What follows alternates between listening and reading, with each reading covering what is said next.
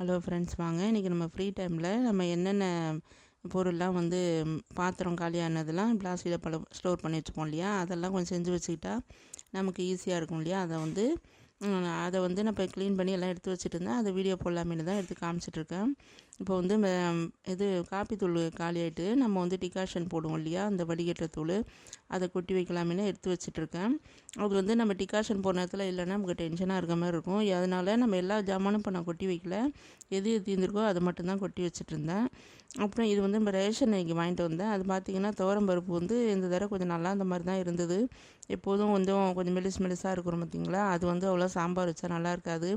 இட்லி சாம்பார் நம்ம இதை மாதிரி கூட்டு, அப்புறம் வந்து உரப்படை அந்த மாதிரி தான் கொஞ்சம் நான் யூஸ் பண்ணுவேன். இந்த தடவை கொஞ்சம் நல்லா இருக்க மாதிரி இருந்தது. ஆனால் இது கொஞ்சம் ஒரு 1/2 மணி நேரம் ஊறிட்டு நம்ம குக்கர் வச்சோம்னா நல்லாயிருக்கும் சாம்பாருக்கு. அதுவும் போன மாதம் வாங்கினது இந்த மாதிரி இருக்குது, இந்த மாதம் வாங்கினது கொஞ்சம் நல்லாவே இருக்கிற மாதிரி இருந்தது. அதெல்லாம் க்ளீன் பண்ணி நான் கையோடு எடுத்து பாக்ஸில் டப்பாவில் போட்டு ஸ்டோர் பண்ணி கொட்டி எடுத்து ஏற கட்டி வச்சாச்சு. இது இப்போ ஜீனியும் அந்த மாதிரி கொட்டி ஏற கட்டி வச்சுட்டேன். நம்ம ஜீனி அந்த மாதிரி வச்சுருந்தோம்னா சில பேர் வீட்டில் எறும்பு வந்து அந்த கருப்பு எறும்பு அந்த மாதிரிலாம் வந்துடும் இல்லையா, அதனால் நம்ம உடனே கொட்டி வச்சுறது நல்ல விஷயமா இருக்கும். அதுதான் சரி ஷேர் பண்ணலாமேன்னு.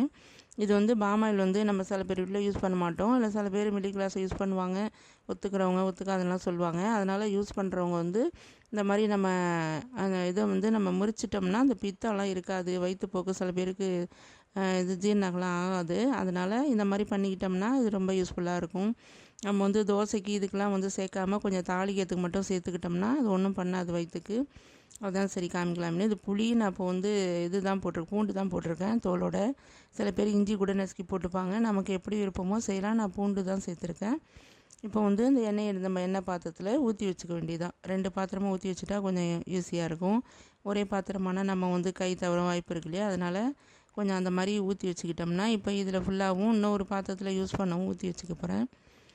இந்த மாதிரி நான் செய்யும்போது வந்து நமக்கு வந்து ரேஷன் பருப்பு தருவாங்க பார்த்திங்களா, அது மெலிசாக இருக்கும். அதில் வந்து பக்கோடா மாதிரி போட்டோம்னா ரொம்பவே நல்லாயிருக்கும். நான் பாமாயில் இந்த மாதிரி மாதத்தில் வாங்கும்போதெல்லாம் அந்த மாதிரி ஒரு இதை நான் செய்வேன்.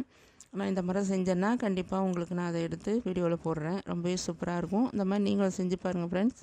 ஃப்ரீ டைம்லேயும் நம்ம வேலை பார்த்துட்டு மற்ற டைமில் கொஞ்சம் ஃப்ரீயாக இருக்கலாம், அதுக்காக தான்.